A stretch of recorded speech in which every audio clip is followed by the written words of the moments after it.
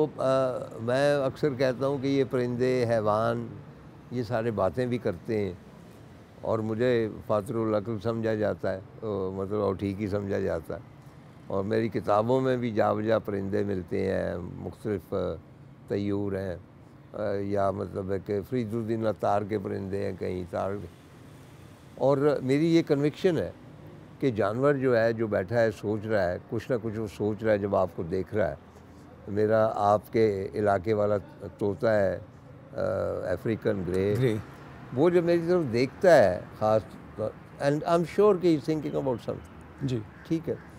और परिंदों के साथ मैं थोड़ी सी गुफ्तगू करने की कोशिश भी की, लेकिन वो ऐसा मतलब है कि मुसलसल गुफ्तगू नहीं हो सकी।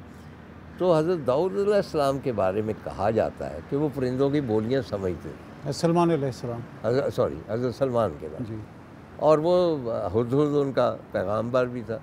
तो दैट मीन्स के परिंदों की बोलियां होती हैं, जी सर, जो सिर्फ उनको समझ में आई, उसके बाद हम नहीं समझ सके। सर मुझे पिछले दिनों ना कुछ आज से तकरीबन एग्जैक्टली 1 साल पहले अमेज़ॉन जाने का इत्तफाक हुआ। अच्छा। अमेज़ॉन के जंगलात में, और जो घना तरीन इलाका था अमेज़ॉन का, उसमें मैं अंदर जाके 4 दिन वहाँ के लोकल कबाइल के साथ रहा।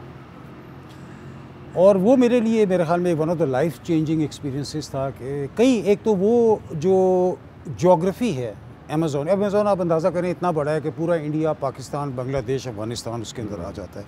9 साउथ अमेरिका के ममालिक पर फैला हुआ है।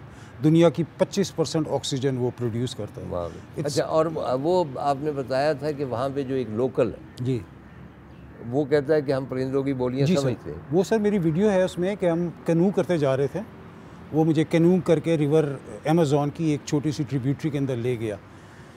तो उसने एक किसी, अब वहाँ इतने घने कि नज़र नहीं आते परिंदे, तो किसी परिंदे की आवाज़ आई। तो मैंने उसे वैसे ही पूछा कि कौन सा परिंदा है ये, तो उसने कहा ये मकाओ है। वो मकाओ नहीं होता, वो मकाओ है। तो मैंने कहा कि वो कहता है कि ये जो परिंदे हैं, कहता है डॉक्टर तुम्हें समझ आ रही है परिंदा क्या कह रहा है? कुछ मैं कहा मेरा जो शऊर है वो तो एक शहरी जंजीरों में बंधा हुआ है, मेरे लिए तो सिर्फ एक चहचहाने की आवाज़ है। कहते हैं जंगल आपसे बातें करता है। अच्छा। हर आवाज़ का एक पर्पज़ है, वो दरख्तों की सरसराहट हो, या मेंढक का टर्राना हो, या चिड़ियों की चहचहाट हो। तो मैं बड़ा फैसिनेट हुआ। मैंने कहा आप इस परिंदे से बात कर सकते हैं? कहते हैं हाँ। उसने कैनू साइड पे रोका तो उसने वही मिलती जुलती आवाज़ निकाली। थोड़ी देर बाद उस परिंदे ने जवाब दिया, फिर इसने आगे से जवाब दिया, कोई तकरीबन कोई 20-25। डॉक्टर साहब, ये तजुर्बा तो मैंने भी जिन्ना बाग में किया था, जी, कि एक घने दरख्त में एक परिंदा था, तो उसको मैं उसी तरह जवाब देता था, तो वो जवाब में कुछ ना कुछ कहता था। तो मैंने उससे कहा क्या कह रहा है मकाऊ? कहता है मकाऊ ये कह रहा है कि 3 दिन से, चूँकि रेन फॉरेस्ट है वहाँ तकरीबन रोज़ बारिश होती है, तो 3 दिन से बारिश नहीं हुई। अभी ये मुझे कह रहा है कि आई एम वेरी हैप्पी, मैं बहुत खुश हूँ कि कल सुबह 5 बजे के करीब बारिश होगी। अच्छा, ये परिंदा बता, ये परिंदा उसको, जो मेरा गाइड था उसको बता रहा है। और ट्रू टू गॉड सर, सुबह 4:15 बजे मूसलाधार बारिश, तूफ़ानी बारिश हुआ। तो मैंने कहा ये परिंदों को वैसे पता कैसे चलता है? जो उसने बड़ा साइंटिफिक जवाब दिया। चाहे कहते हैं ऊपर जाते हैं, नमी महसूस करते हैं ये बादलों में, तो उनको अंदाज़ा हो जाता है कि बारिश हुई। तो मैंने कहा ये जो आर्ट है परिंदों से बात करने का ना, कहते हैं millions of years of trial and error, हमने अपने अजदाद से सीखा है। हर आवाज़ का एक मकसद है, एक टोन है। कहता है ये जो मेंढकी टर्रा रही है, ये अपने मेल को ये पैगाम दे रही है कि अगले 3 दिन के अंदर जो है रिवर अमेज़ॉन का लेवल बढ़ेगा, तो इसलिए मैंने अंडे जो हैं वो तो थोड़े दूर दिए हैं। तो ये इट वाज एब्सोल्युटली फैसिनेटिंग। तो वो तो डेफिनेटली हज़रत सुलेमान अलैहिस्सलाम के पास तो रिवील नॉलेज थी। मतलब अल्लाह ताला की ये एक्वायर्ड नॉलेज है जो इंसान ने अपने कस्ब पे खुद हासिल की है। वो वहाँ पे आते हैं जो, जब आपने उस जगह को दरियाफ्त किया जहाँ से हज़रत मूसा ने अपना असा फेंका और वो समंदर या दरिया या बहर वो बट गया जी। तो आप उस मुकाम पे पहुँचे, तो कैसे पहुँचे? और सर ये बड़ी इस पर रिसर्च करनी पड़ी मुझे। और क्योंकि ये मेरी हमेशा से, कि मेरे हाल में इंसानी तारीख का एक बड़ा एक मोमेंटस मोमेंट था डेफिनेट। तो इसमें कि वो कहाँ वो जगह एग्जैक्टली थी। तो वो फिर कुछ यूनिवर्सिटी ऑफ तेल अवीव के प्रोफेसर्स थे, उनसे मैंने मदद ली। उन्होंने मुझे ये बताया था जो कि मेरे लिए एक रेफरेंस पॉइंट बना कि इस वाक़े के 300 साल बाद हज़रत सलमान अलैहिस्सलाम ने जो दोनों पॉइंट्स थे जहाँ पे बहरे ये रेड सी स्प्लिट हुआ था उस पे 2 सतून लगा दिए थे। अच्छा, ताकि वो याद रहे कि कहाँ से रेड सी स्प्लिट हुआ था। उनमें से एक सतून जो इजिप्ट के साइड पे है वो अभी तक मौजूद है। तो अब वो एक हिस्सा उसका प्रेजेंट डे सऊदी अरब में है और एक उसका दूसरा जो किनारा है वो प्रेजेंट डे इजिप्ट में है। ठीक।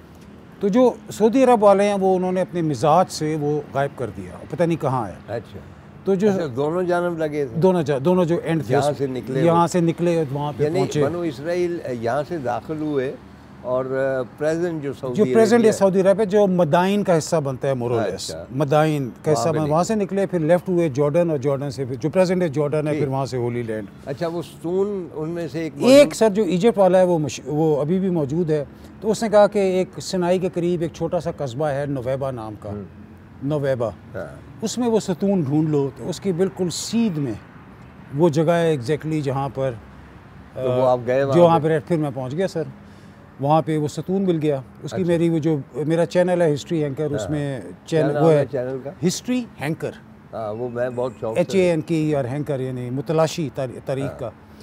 तो उसमें फिर वो मैंने बनाया, वो ढूंढा पिलर और उसके सामने वो तकरीबन मोरलेस 10 किलोमीटर का वो स्ट्रेच है जो जहाँ समंदर फटा था। अच्छा, वो सतून जो है वो आप समझते हैं कि ऑथेंटिक है? सर मेरे साथ एक इजिप्टोलॉजिस्ट था, उस्मान शौकी उसका नाम था, वो उसने PhD इजिप्टोलॉजी में की हुई थी। उसको मैं साथ इसलिए लेके गया था कि वो उसकी ऑथेंटिसिटी को या तो निगेट करे या उसको अप्रूव करे। अच्छा। उसने मुझे कहा था कि ये रेड ग्रेनाइट का बना हुआ है जो कि हज़रत सलमान अलैहिस्सलाम के ज़माने में इस्तेमाल होती थी, ये उसने ऑथेंटिकेट किया था। अच्छा, एक और आपने इफेक्ट की तरफ इशारा किया कि बाद में उसी समंदर का जो हिस्सा है उसमें कोई व्हील्स वगैरह। जी सर, बिल्कुल बिल्कुल, बाद में जी वो नेज़े, भाले, अच्छा, और चैरियट्स के व्हील वो वहाँ से बरामद हुए, जो कि एक और तरह से इस चीज़ की ऑथेंटिकेशन है कि वहाँ पे किसी ज़माने में कोई बहुत बड़ी एक मिलिट्री ड्राउन हुई थी। व्हील्स वगैरह या जो भाले वगैरह है वो कहीं महफूज है? जी सर, वो इजिप्शियन म्यूज़ियम के अंदर है,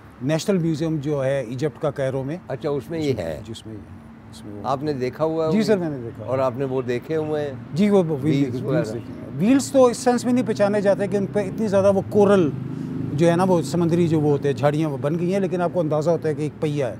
लेकिन जो नेज़े हैं और जो बाकी हैं तलवारें वगैरह वो बिल्कुल उस तरह आपको नज़र आती हैं। तो ये दो इसके यानी वो नेज़े और तलवारें जो हैं वो हम देखते हैं कि जो इजिप्शियन जो टोम्स हैं जी वहाँ पे मुसल्लह सिपाही खड़े हैं, जो तस्वीरें हैं वो तकरीबन वैसे ही हाँ सर, वो स्किट मार वो उसी किस्म की वही कि हाफ बेंट तलवार जो होती है इजिप्शियन स्टाइल की वो है। अच्छा, वहाँ खड़े हो गए आपने क्या महसूस किया? मतलब है कि आपने अपने आप को? मैंने महसूस किया कि मैं उस काफ़िले का हिस्सा हूँ जिसके उस बनु इसराइल के काफ़िले का हिस्सा हूँ जिसके सरबरा सैयदना मूसा अलैहिस्सलाम है, और वो बेबसी से कभी समंदर को देख रहे हैं, कभी इजिप्शियन आर्मी को देख रहे हैं, और फिर अल्लाह ताला ने उनसे वो मौज़ा कराया जो तारीख़ में कभी नहीं दोहराया जा सकता। जी, हम कदीम मुकाबर जो है वहाँ पे मौजूद थे, थोड़ी देर के लिए मेरा ख्याल खामोशी इख्तियार करें।